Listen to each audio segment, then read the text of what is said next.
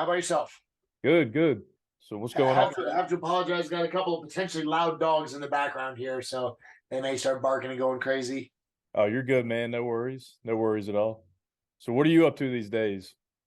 Oh, not a whole lot, man. The gym life doesn't change a whole lot for me. So just training guys. I run a program for law enforcement here locally, so spend a portion of the day training them, and then training the regular group at night, and it's kind of chugging along. I got you. So you just strictly train law enforcement? No. I train a bunch of different people. I mean, that's kind of what fills my morning. I've got a group that comes in at 7 in the morning, and then another group in the afternoon, and you know, so and then in the meantime, I'll do what other gym nonsense I have to worry about. I got you. I just recently I just got out of law enforcement myself. Oh, So nice. yeah, so I was in Yeah, for it's going that way a lot, man. The yeah, cops are not they're not appreciated the way they should be, right? So I see a lot of guys bail like, you know what, I've had enough of this crap. I'm not, exactly. I'm not sure going I'm to sure keep you've putting up with it. I'm sure you've heard it from all the guys that you've been training, so Oh yeah, yep. um so I guess if you want to get started, one of the first questions I wanted to ask you was where did you get your nickname Gumby? Where'd that come from? So actually, that first the first person to call me that was Jeff Blatnick. I don't know if you remember him. He was I want to say he wrestled in the Olympics, but he was a commentator for the UFC in the early days. And when I fought Frank Shamrock during that fight, he's like, because Frank caught me in a guillotine, had my neck bent at a pretty funny angle, and Blatnick was like, "Holy cow, Horn's a Gumby." So kind of stuck after that. I got you. I remember the first time I seen you was your fight against Chuck Liddell, and you beat Chuck, didn't you? Yep, the You first beat time, yeah, he won yeah, the second one. yeah, you beat him by submission. Yep. Um, and who you also faced Randy Couture, didn't you? Yeah, Randy and I fought in an organization called Rings over in Japan. Okay. Out of Chuck and Randy, who do you think was tougher? They were different fights. It was like the same sport, obviously, but in the fight with Randy, the you couldn't strike on the ground. So I mean, it was like kickboxing on the feet and then a jujitsu match on the ground. So a little bit different. In the fights with Chuck, it was really just an MMA fight. So again, just a bit of a different feel. Kind of hard to compare the two. I got you. Cool. And so are you in Nebraska? Is that correct? No, I'm in Utah. I was born and raised in Nebraska. I lived there for till I was I think 21 or 22, something like that. Okay. And then I moved out to Iowa for a little while, and then I've been in Utah now for coming up on 20 years. I got you. Um, what do you think was your favorite memory back when you were fighting in the UFC or even Pride? I don't know if I really have one. I mean, obviously, I've led a pretty fun life. I've been pretty fortunate to live the life that I have. So I don't know if I have just one memory. I got you. Um, and you, like you said, your debut in the UFC, that was with Frank Shamrock. Yeah, yeah, that was my first fight. I got you. And you fought Chael Sonnen, wasn't it 3 times? You beat him all 3 times. Yeah. We fought 3 times. There was one question I did want to ask you. I don't know if you've seen it. It was on a separate podcast, but Chael was talking about, I don't know if he was being serious or not, but he went to go see somebody because I guess he thought there was like some voodoo out on Yeah, him. I did see that. Yeah, that's the way it goes sometimes. I mean, sometimes just bad stylistic matchups. Like Chael has beaten people that beat me. Yeah, he said He every fought time. Nate Marquardt. He beat Nate. Nate beat me. So yeah, it's weird the way sometimes just styles match up. Yeah, he said every time I fought Jeremy, he said Jeremy was going to find a way to beat me every single time. Yeah, He said yeah. so.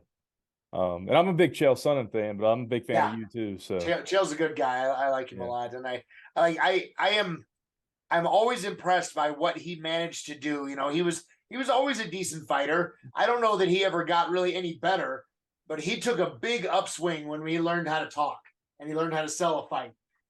So I mean that just goes to show you, if you make yourself valuable, you can make yourself sought after. He was basically the same fighter before and after that. He learned how to promote a fight. So for sure. You still in contact with Chael? no, I mean I see him every now and then at fights and stuff, but we were never like buddies. I just crossed paths with him at the UFC here and there, I gotcha. And what would you say is what started you to get into MMA? What was So my older brother was doing martial arts locally back in Omaha, where I was born, and just I was 12, so I was like, yeah, I guess I'll do what he does. So I started training with them, and then when the UFC rolled around, that was just kind of a natural segue for me because that's when I decided that's the direction I wanted to go. You know, I I was gotcha. like, And are hey, you I like martial arts, I like fighting. Turns out I can do it and make money doing it, so I'm going to do that. there you go. Are you done completely? Are you retired now? I don't know. I would like to do more, but I actually just found out recently that I've got a nearly herniated disc in my neck.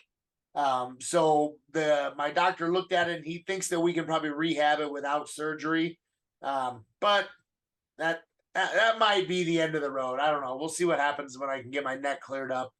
But yeah, I figure I spent 25, 30 years doing martial arts, 20 years fighting professionally, 180 fights. I'm going to be 48 this year. I'm like, all right. If I get a bad neck now, I think that's warranted. I'm okay with that. Oh, you had a great career. I mean, Yeah, some yeah. So awesome fights. What do you think led you to being so active in your fighting career? really honestly, I think it was mostly just fortunate timing. I started fighting when the sport was kind of in its infancy, and there were fights everywhere all the time available for people, and I had a chance to fight, and I did. You know, I don't think people could do now what I did then. I mean, the guys that when we were fighting back then, we were all kind of amateurs. We were all kind of finding our way and learning how to do things and learning how to train and learning how to be better fighters. Like the amateurs of today would destroy the professionals of my era.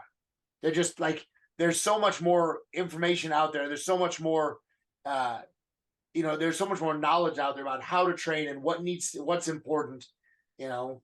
Mhm. So I was just fortunate to do it back then. I could fight every week, sometimes multiple times, and I wasn't getting hurt. Now, I mean, even your average amateur fight, these guys are tough and they put in a lot of work and they're beating the shit out of each other. They couldn't do that a couple times a weekend like I used to do. So Do you still keep up with any of the modern UFC fights? yeah, I still watch the UFC. I start to lose a little bit of interest because I'm not like I kind of have a love hate thing going on with the progress of the UFC. I'm really happy that the sport is gaining in popularity and that the fighters are getting more attention and more, more people are seeing it because I want the sport to grow and I would love for the fighters to be able to make more money doing it. But at the same time, with that comes the stupidity of marketing. Why does this jackass get a title shot because he's a loudmouth with a purple mohawk? How about the guy that's quiet that's won 10 in a row? You know, Oh, I so agree with you completely. yeah, I don't like all the bullshit that comes with it, but I am happy to see the sport grow. So I follow the UFC, but I don't care about the guys that like they're just cookie cutters. They have minimal ground skills. They're good athletes that swing hard, and everybody says, "I want a title fight. I'm going to be the youngest champ ever." They're a dime a dozen. They're not unique. They're not anything different, and most of them are very average. Yeah. So but the occasional fight like Islam and Volk coming up here this weekend, I'm going to see that one. The highlight fights I definitely want to see. Who do you have winning Islam and Volk? Man, I don't know. I wasn't sure about Islam and Oliveira, but then watching what Islam did to him, like shit, that was impressive. Uh, I honestly I would have picked Oliveira to submit him because he's more calm and he's better off of his back. But getting caught with that punch definitely changed the course of the fight. So, man, I don't know. I'm looking forward to a good fight, and I don't even really like. I try to think is Islam going to be able to hold him down and win a decision? Like, probably not. Is he going to be able to submit him? Maybe.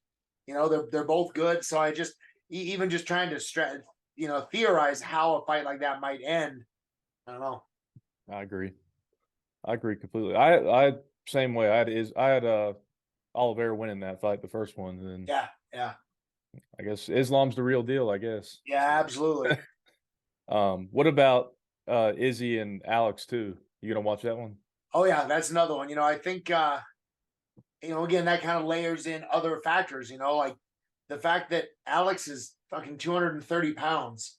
Dude, that's not a middleweight, right? Like, I'm not a big fan of cutting weight. I understand that it's part of the sport, but when you are cutting all the way through an entire weight class, like, I get it. If you're 225 and you want to fight at light heavyweight, cool.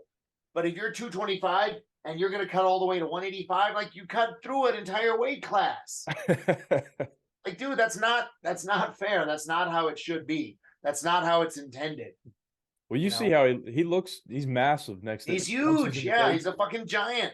So of course he hits hard. And yeah, I know your average middleweights, low 200s, but I mean, again, weight cutting was intended to kind of smush everybody into their nearest weight class, right? And if we have more weight classes, then it's a little more reasonable, like they do in boxing, right? I mean, you got a weight class at 125 and then another one at 135, or 132, and then the 138.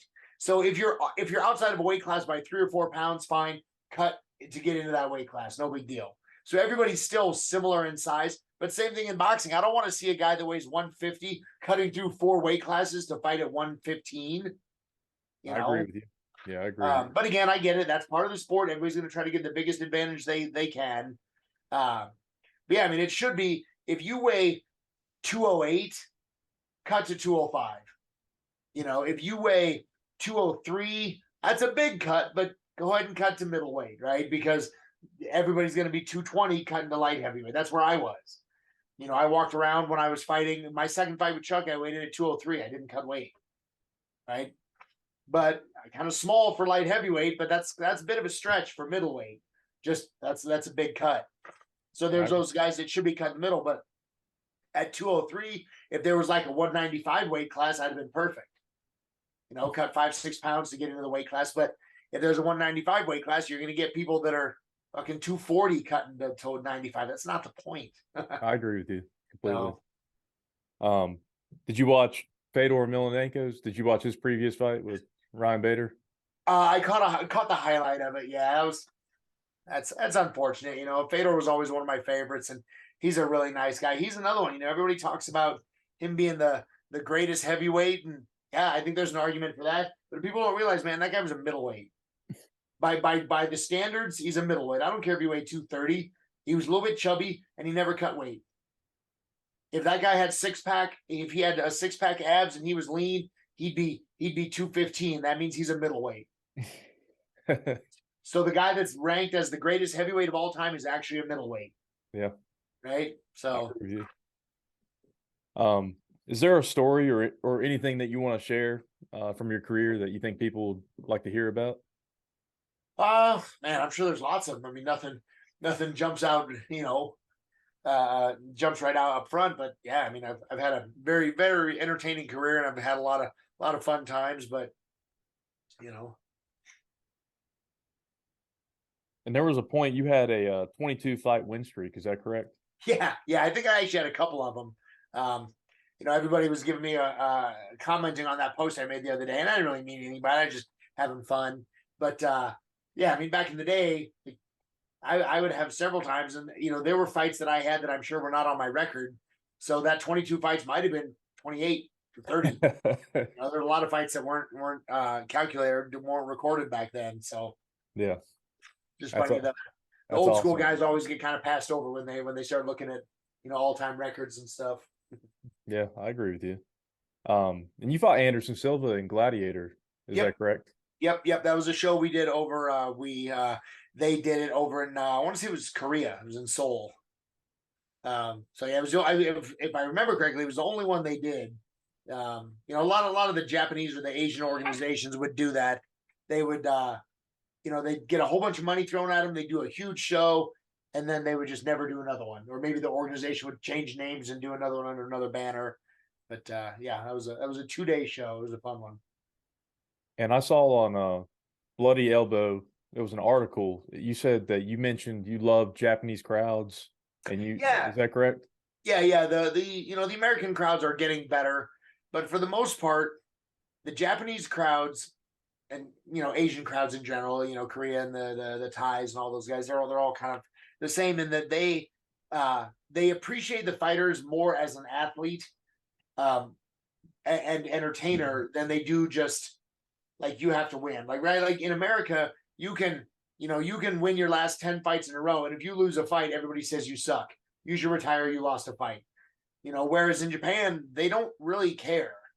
I mean, they like that you win, but more importantly, like you're willing to get in the ring and get your ass kicked to entertain us. So we appreciate you doing that. For sure. There was a lot more respect, and you've seen it with Pride. Right, exactly. It was quiet sometimes, if you remember. Right. Huge crowds, but quiet. Yep, they're more interested in the skill of the fight, than they are just seeing who's the winner. And I get it. I mean, that's kind of the American mentality, right? Like if you're a winner, you're the best. If you're not a winner, then you're worthless. Go away. But the guy that's a close second is still pretty damn good.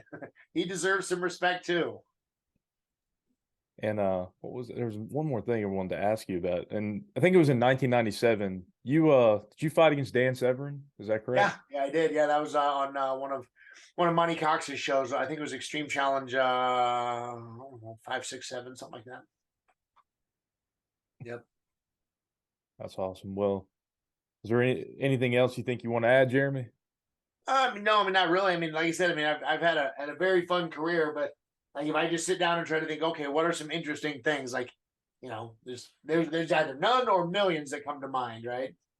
For sure. So, kind of hard to just pull one detail out of the mist. And how many dogs do you have back there? Just 2. So this is here. Let me see here. This is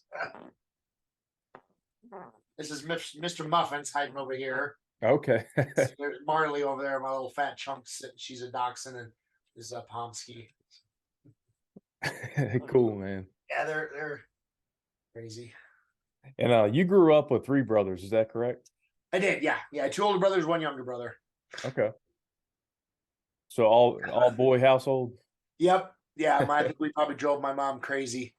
So, but I think it also had a tendency to help me develop as a fighter, because I kind of had 2 older brothers that beat me up all the time when I was younger. So kind of learned how to be tough. There you go. Well, one more thing. You watching the Usman and Leon fight in London?